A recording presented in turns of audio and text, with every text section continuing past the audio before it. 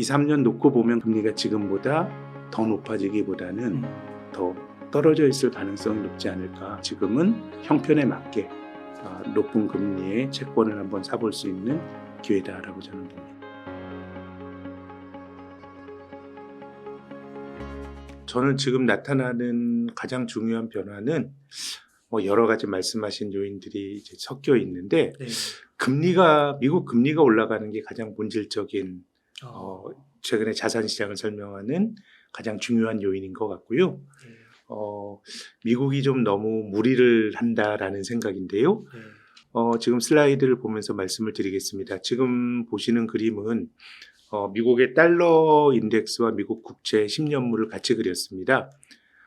최근에 달러도 강해지고 또 이제 국채 수익률도 많이 올라가고 있는데 미국 달러가 강해지고 미국 금리가 올라간다라는 거는 글로벌 금융 환경이 좀 타이트해진다는 얘기입니다. 네. 어쨌든 미국의 금리가 올라간다라고 하는 거는 여러 가지 투자라든가 허들이 되는 어떤 그 이자율이 높아진다는 건 자산 시장을 어쨌든 그 자체는 좀 압박하는 요인이고요. 또 미국의 달러가 강해진다라고 하는 거는 미국 밖의 나라에 있는 사실 그 미국인들 입장에서는 자기들이 투자하는데 달러 가치는 전혀 상관이 없죠. 미국인들이 미국 자산에 투자하는 것은. 근데 이제 미국 밖의 나라 입장에서는 달러 가치가 강해진다라고 하는 거는 미국 이외 자산에 대한 매력도를 이제 떨어뜨리는 건데, 근데 지금 그림에서 보시는 것처럼 작년도 4분기에 미국 금리가 올라가고 달러 가치로 강해지는 이런 현상이 발생했는데요. 지금 달러 가치는 바닥에서 최근에 좀 강해졌지만 작년 4분기 고점보다는 거리가 꽤 있습니다. 네. 근데 지금 미국 금리는 2007년 이후 최고치까지 이제 네. 높아졌습니다. 그래서 어떻게 보면 최근에 미국 금리가 올라가면서 달러 값도 끌어올리는데 금리의 움직임이 조금 더 다이내믹하게 나타나고 있다라고 평가를 할 수 있을 텐데요. 조금 복잡한 그림일 수도 있는데요. 미국 금리가 왜 올라가느냐에 대한 원인을 한번 좀 찾아보면요.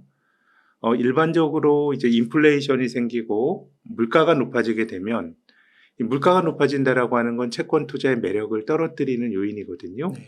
예, 우리가 채권은 본질적으로 이자를 받는 상품입니다. 네. 근데 이자는 돈으로 받는 거잖아요. 아. 근데 이제 물가가 올라간다라고 하는 거는 돈의 상대적 가치를 떨어뜨리기 때문에 일반적으로 이제 인플레이션이 생길 때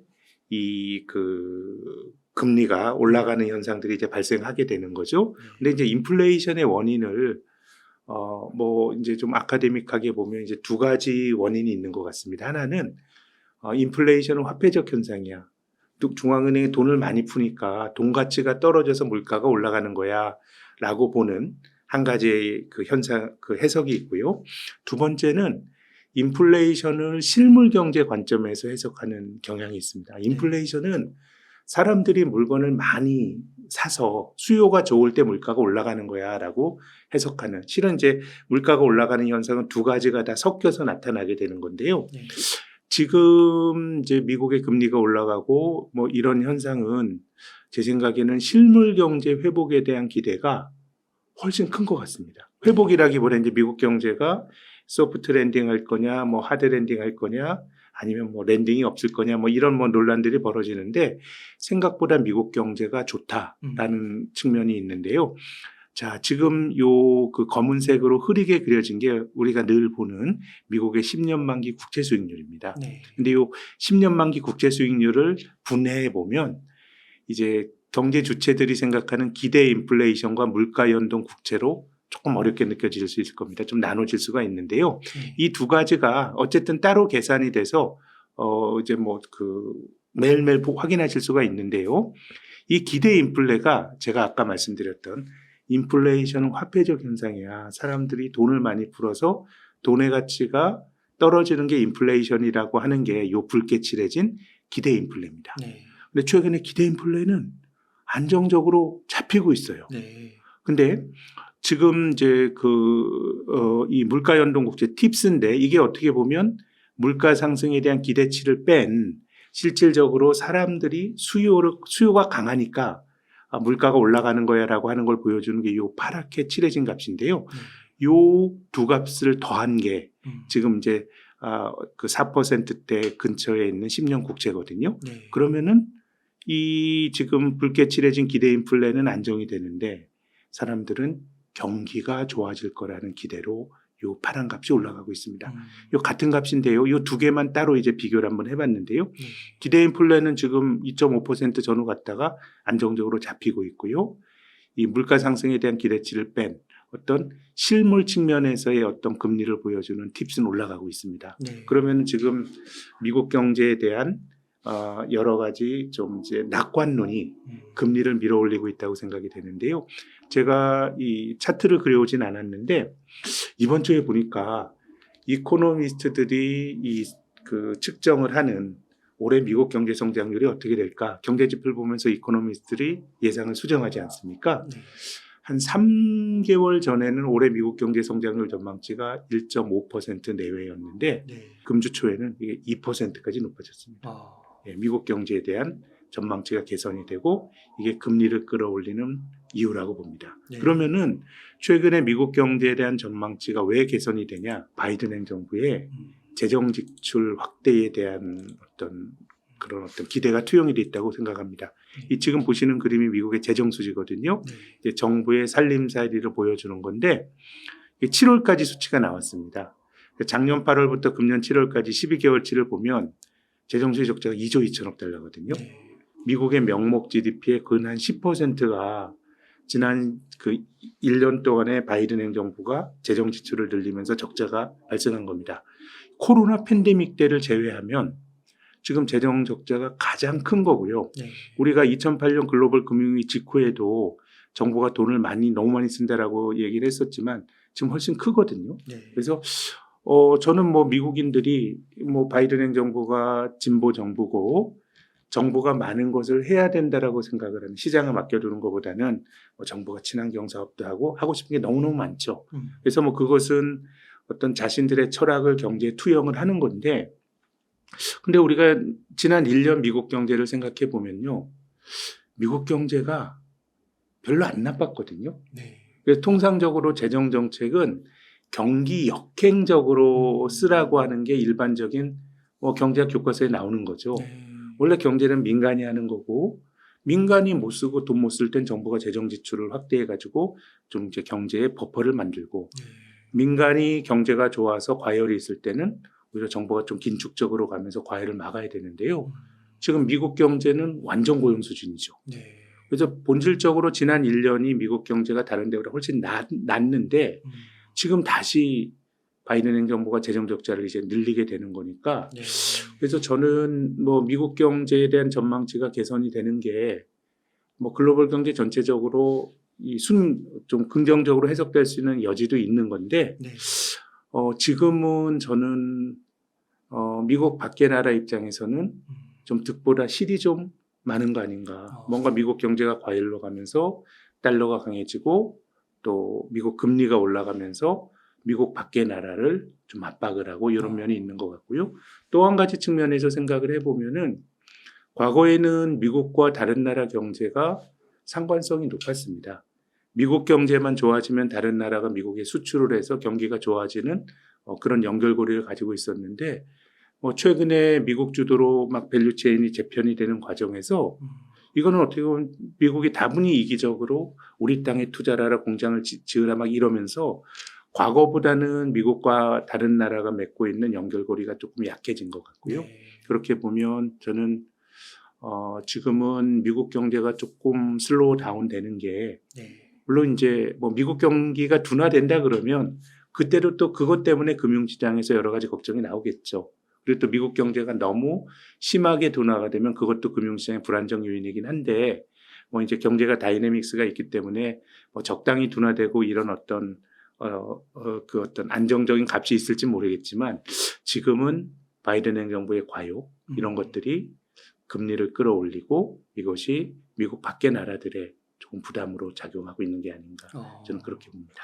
그럼 미국 정부가 네. 그 개도국들을 압박하는 거를 네. 처음부터 기획하고 노렸다 이렇게 볼 수 있는 걸까요? 저는 이게 의도된 결과인지 아닌지는 좀 알긴 좀 힘든데 다만 이제 뭐 이제 미국의 민주당이 네. 결국은 그 경제를 바라보는 이제 철학의 차이죠. 네. 미국의 민주당은 뉴딜 이후에 뭐 뉴딜이라는 것 자체가 이제 뭐 민주당이 주장하기에는 또 혹은 진보주의자들이 주장하기에는 시장에서 민간이 요소를 창출하지 못하니까 음. 정부가 많은 걸 만들어야 되는 거니까 네. 민주당 자체가 상당히 이제 개입적인 철학을 갖고 있는 것이죠. 그리고 반대로 이제 공화당은 정부가 개입하고 이거는 맞지 않고 가능하면 시장에 맡겨두지. 정부가 왜 개입해? 차라리 감사해주고 정부 각장 민간이 하는 게 효율적이다라고 하는 이런 오래된 철학의 충돌이 있었는데 제 생각에는 코로나 이후로 이 균형이 깨져버린 것 같아요. 네. 어떻게 보면 저는 자본주의의 어떤 금도가 깨졌다라고 생각하는 쪽인데요. 뭐 크게 보면 저는 2008년 글로벌 금융위기 이후로 너무 중앙은행이 개입을 많이 하면서 저금리가 인위적으로 유지가 되면서 순환적인 경기 사이클이 조금 저는 과거와 달라진 점이 있는 것 같아요. 경제가 심하게 후퇴하지 않습니다. 네. 근데 어느 정도 경제가 그것이 어떤 예상된 결과건 예기치 않은 결과건 간에 불황이 주는 미덕도 있거든요. 비효율적인 경제 주체가 퇴출이 되고 그 과정에서 경제가 활력을 찾을 수 있는데 양적 완화나 중앙은행의 경제에 개입을 하면서 위기가 계속해서 이연이 되는 면이 하나 있고 네. 코로나 팬데믹 직후에는 저는 한 발 더 나갔다고 봅니다. 양적 완화라고 하는 거는 정부가 발행하는 국채를 중앙은행이 사서 도와주는 건데요. 이것도 그 경제학 교과서에는 그렇게 하게 되면 공무원들이 너무 돈을 막 쓰게 되니까 하지 말라는 거거든요. 네. 근데 뭐 그것은 우리 자본주의의 뉴노멀이라고 치자고요.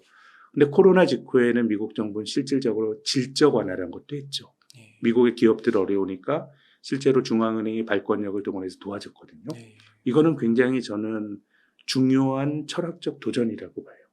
왜냐하면 시장이라고 하는 거는 돈을 벌려고 사람들이 이기적인 동기로 경쟁하는 거거든요. 네. 근데 그 시장에서 돈을 찍어낼 수 있는 권한을 가진 중앙은행이 특정한 기업의 편을 들어준다라고 하는 거는 뭔가 시장에 맡겨둬서 돌아가는 자본주의가 많이 훼손이 된 것 같고 네. 또 이런 과정에서 미국의 가계도 엄청난 현금 지원을 받은 거거든요. 네.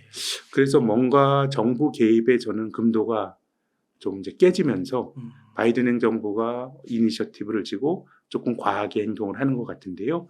근데 지금 웅달님 말씀하신 것처럼 이것이 그 의도된 결과건 의도된 결과 아니건 상관없이 다른 나라가 불똥을 맞고 있습니다. 네. 먼저 중국부터 좀 말씀을 드릴까요? 네. 지금 달러 가치가 우리나라는 작년도 하반기에 원달러 환율의 고점이 1,450원까지 갔고 네. 지금 한 1,340원이고요.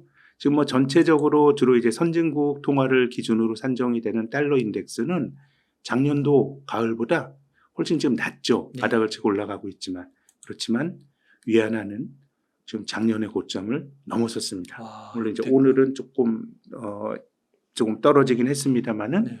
크게 보면 작년 고점을 넘어서는 위안화 약세가 나타나고 있습니다. 그래서 뭐 우리나라 원화보다 이제 위안화 같은 게 굉장히 이제 상대적으로 취약하게 반응을 하고 있고요. 다른 그림 두 개를 말씀드리면 우리가 뭐 거의 뭐 그 관심 잘 안 기울이시겠지만 지난주에 러시아가 금리 올렸습니다. 네. 8.5에서 12%. 뭐 아르헨티나의 금리는 이게 뭐 100%가 넘어가니까요. 와. 97에서 118%로 네. 말도 안 되는 금리 인상을 단행했는데 그러니까 이것이 지금 러시아와 아르헨티나가 경기가 안 좋거든요. 네. 안 좋은데 왜 금리를 올리나요?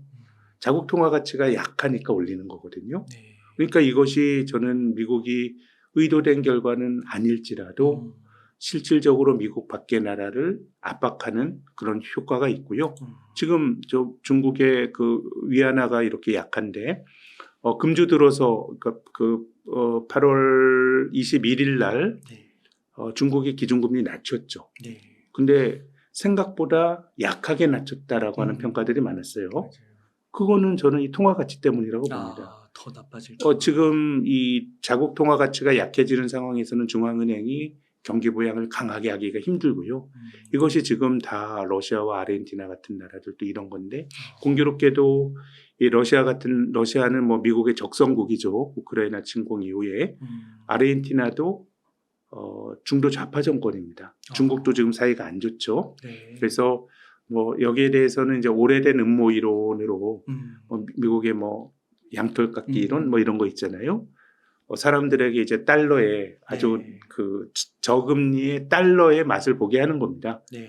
그래서 그것이 대부분 이제 자본시장 개방이나 이걸 통해서 어떤 그 저리의 달러 빚을 많이 지게 되는데 뭐 어떤 이유가 있어서 자국 동화 가치가 무너지게 되면 결국 그 나라 경제가 무너지고 이 과정에서 미국 자본이 그 나라의 자산을 헐값에 사고 뭐 이런 것들이 뭐 옳고 그르다 말씀드린 건 아니고 네. 그런 식으로 글로벌 경제를 설명하는 뭐 양털깎기 이론 이런 것들이 있는데 네. 저는 지금은 뭐 미국이 의도했건 의도하지 않았건 저는 뭐 그걸 알 수는 없습니다만은 결론적으로 좀 미국과 취약한 여러 나라들이 좀 압박을 받고 있고 뭐 미국 밖의 나라들은 전체적으로 좀 압박을 받고 있다고 봐야 되겠죠.